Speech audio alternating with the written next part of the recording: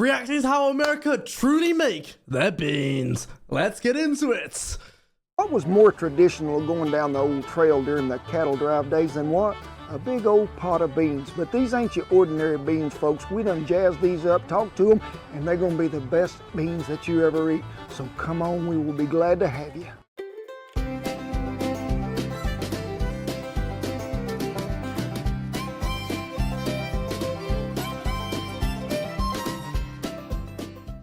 Hey, thank y'all for stopping by camp. And camp might be in a different spot, and done got one of them drive-bys that we have.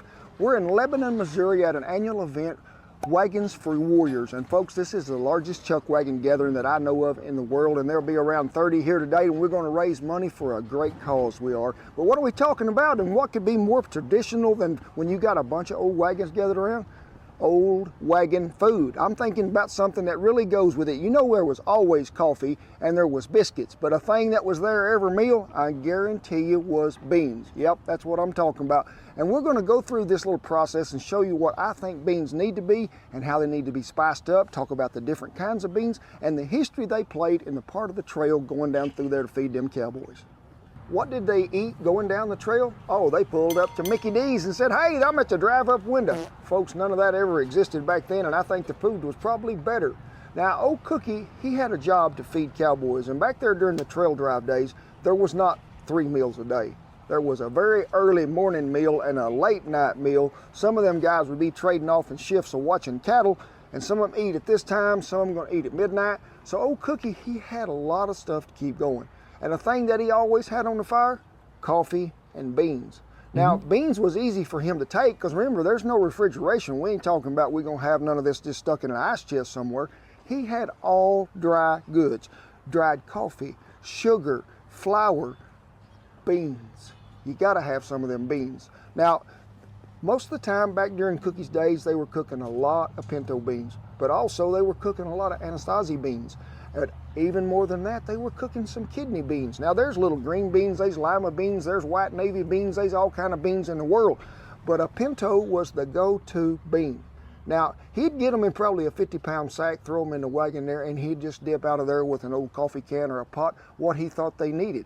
Now, when I'm feeding beans, I use a pound of dried beans to feed 10 people. That'll usually get you by. Hope you're enjoying the video so far. Just very quickly from me, you can now become a member on my channel to get really awesome exclusive videos like this one or this one. Make sure to check it out, guys. It's also a great way to support me and the channel. Go check it out. Anyway, back to the video. Folks has always asked me, what kind of beans do you like to use? Well, if I'm buying pinto beans, I really prefer casserole brand. They've always been good and clean for me, and you can even buy them at Sam's pre-cleaned beans, so you ain't got to do what?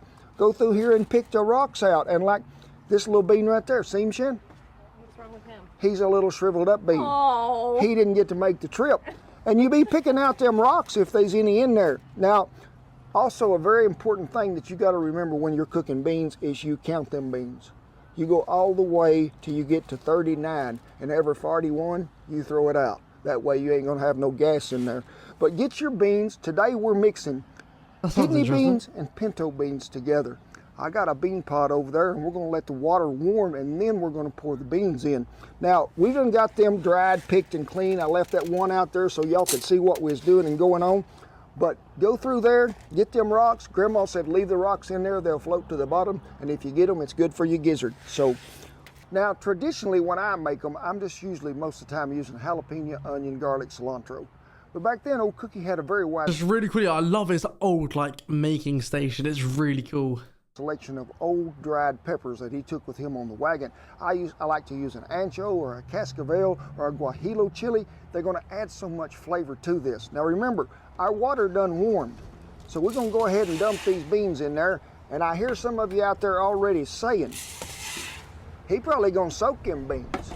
Folks, I think I'm probably about 2,600 foot elevation. I'm not gonna soak that beans because that old stove standing behind Shan there, known as Bertha, she will reach temperatures unknown to NASA, and she will boil beans in about 2 hours and have them done like you cooked them all day. But I have had to soak my beans a lot, going in different places where there was what? High altitude. Beans cooking at sea level versus 7,000 foot versus 10,000 foot are gonna cook totally different. Now, if you're in them places like that, I like to soak my beans, like put them in an ice chest, get the water good and cold, pour the beans in there, let them soak overnight, but make sure that water stays cold because you don't want them beans to sour. And then you can rinse them, drain them off, go back to starting them at that. But I have also cooked them really slow from like 6 o'clock in the morning until 6 o'clock at night with just a little bitty fire and get them done. But folks, a lot of people soak them beans. I don't see a need in it till you get up there at a very high altitude. So we done got our kidney beans in there, our pinto beans. Now traditionally, old Cookie probably wouldn't have had no ham hock. I do love a ham hock, but he would have probably used salt pork or some old jowls or some old fatty bacon that maybe he had left over there, some side meat. So we're gonna chunk him in there. And guess what we got here? We have got us some guajillo chilies. And we're gonna break out the, what you call it, Shen? What do you call this, remember? Mortar and pestle? Yeah, but there's another name for it that I can't remember. Masher. Yeah, I'm gonna call it the masher. So them chilies have been roasted some, and I just want you to just take them and just grind them up a little more. Because when you break these down like that and go ahead and put them in there with them beans, we're gonna get some of that good old rich traditional flavor, but we're gonna get some of that good smoky flavor that it brings out too. And they ain't gotta be finely ground. I just want them where they're in pretty small pieces because that hot water gonna work a number on them too. So get them in there, a garlic clove, and it is a big one of them elephant ear garlics. And old Cookie had one of these hanging, I'm pretty sure right there, an old hash knife. This is the best chopping device I've ever seen in my life, but I like to mash them garlic, give them a little bitty mash in there. Now I just like to chop this up sort of best you can. We're just gonna chunk it right in there. Good to go. Now let's talk about onions. There's white onions, there's yellow onion, there's purple onion. Some people call them a red onion. They've always been purple to me. I love a white onion in beans. Now, I've used a Vidalia onion some in beans, but I prefer a good white onion that you're gonna put in there. And a lot of people, when they get them onions and they're gonna use them, they're gonna chop them up in some little bitty pieces. So just don't make them so small that you can't find them in a pot of beans. And I think a white onion holds up really well and really gives some natural flavor. So 2 onions is what we're using today with 4 pounds of beans. And I like to use 2 jalapenos. Now, Shan know if it's me, I ain't gonna get the seeds, the stems, nothing out of them. And that's the way it's gonna be today because this is for me and my friends. And we like our food to bite back. Now, if you don't want yours that hot, peel that stem and them seeds out of there. You'll be good to go. You won't even know it's got a pepper in it. We got the onions in there. We got the jalapeno. We got the dried chilies in there. And what else do we have in there, Shan? Do you remember what else we might have snuck in there? Some beans and some garlic, yeah. And folks, By the way, guys, I usually talk way more in my videos, but I'm just so like invested and locked in and like learning and watching this, by the way. I love to put some cilantro in mine, but not fresh. Now, a lot of people tell me, why don't you use fresh cilantro? To me, it tastes like soap. To a lot of people, it tastes like soap. Shan, she be loving it, but not so much me. I love to use dried. So I'm gonna get me probably I'd say nearly 1/4 of a cup for 2 pounds of beans, which is, the wind is blowing. So we're gonna put about that much in there. And I want y'all to meet me at the fire. Ooh, look at what I got here. I have got the Cadillac of all Berthas.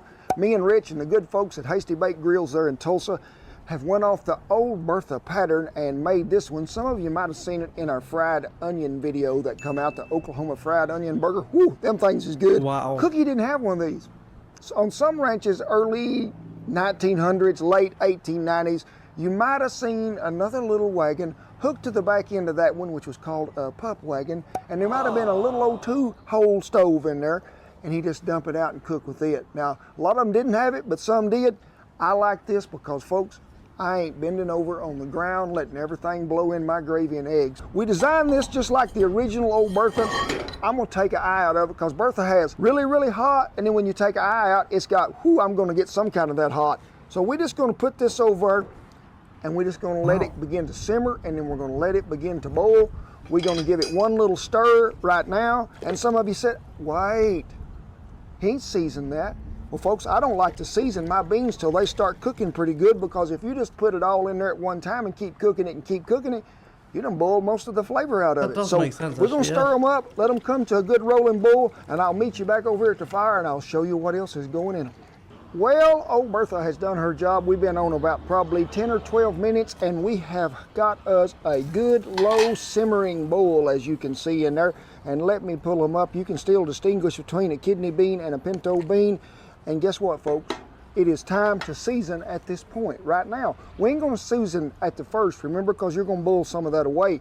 Now, traditionally, I wouldn't be using like chili powder and all this stuff, but I'm sort of jazzing these up maybe the way old Cookie had so many years ago, because he wouldn't have a lot of what I had. He wouldn't have original Kent Rollins seasoning nor the mesquite. So we're gonna add probably about, I would say, a tablespoon and a half of chili powder, 2 tablespoons of smoked paprika, about 1 tablespoon of cumin, if we can get it in there for the wind blowing. And then we're going to use some of our mesquite seasoning, which has got some ancho chili in it. Now, folks be telling me, oh, is that really spicy? No, it's just the right blend to give you a little bit of a touch of heat, but also a lot of that smoky flavor. Probably about a tablespoon, and then about a tablespoon of our original. Telling you a lot to it. Now, we will season these to our suiting at the end to make sure that it's just right. And you notice I got me a pot here that has got some water in it that stays hot. So when you add beans to water as they boil, Add water to beans.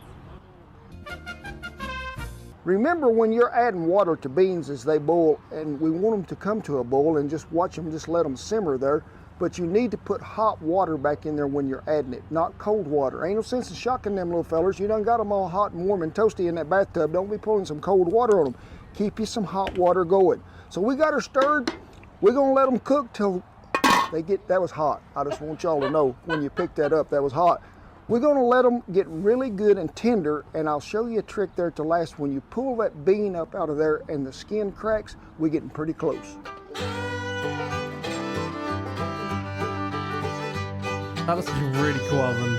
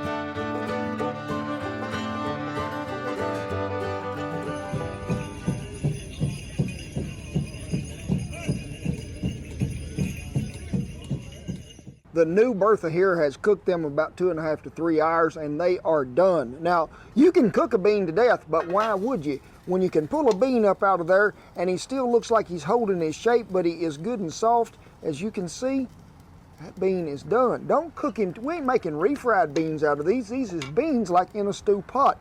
Now, I know times are going to vary from where you live and what altitude you are and how you cook them. Now remember, we talked about soaking beans before, and if you need to at high altitude, you go ahead. But put them over a fire, keep you some hot water, always add to them. But you can see how these beans have sort of thickened up. That's what a lot of people call soup beans, what I call good beans, right there for sure. Now, set them over, just let them sit. Hey, you're good to go after that 3 hours. Just keep them warm. The longer them beans sit there and you stir them every once in a while and eat out of them, the better they're gonna be. They're gonna be better the next day, and there ain't gonna be none left over by the time you get to the next day. Oh, we dripped on the new Bertha. It's a self-cleaning oven. It'll take care of itself.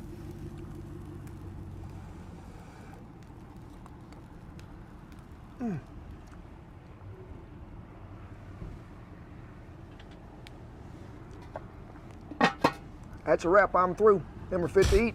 We're done. Wow. Oh, You worried me for a sec. And then we're gonna do the bean move. Oh, yeah, them was so good, them beans was. I mean, that's what's happening. I'd say you've had enough. Wow. Now, remember. Well, guys, thank you so much for watching today's video. Don't forget to like and subscribe. And always, I'll see you in the next one.